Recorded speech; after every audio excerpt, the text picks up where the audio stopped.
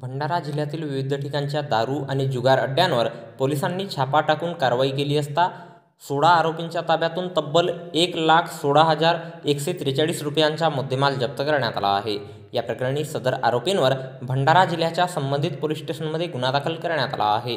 Police अधीक्षक नुरुल हसन यांनी भंडारा जिल्ह्यातील सर्व अवैध धंदे समूळ नष्ट करण्याबाबत सर्व पोलीस स्टेशन स्तरावर आदेशित करून ठेवले आहे। त्याच अनुषंगाने पोलीस अधीक्षक नुरुल हसन यांच्या सूचनेनुसार दिनांक 3 मार्च रोजी सकाळी 7 ते रात्री 9 वाजता दरम्यान पोलीस स्टेशन स्तरावर दारू आणि जुगार अड्ड्यांवर विविध ठिकाणी पोलिसांनी छापेमार कारवाई केली असता 16 आरोपींच्या ताब्यातून दारू गाडण्याचे साहित्य आणि जुगार खेळण्याचे साहित्य असा एकूण किंमत 1,16,143 रुपयांचा मुद्देमाल जप्त करण्यात आला आहे।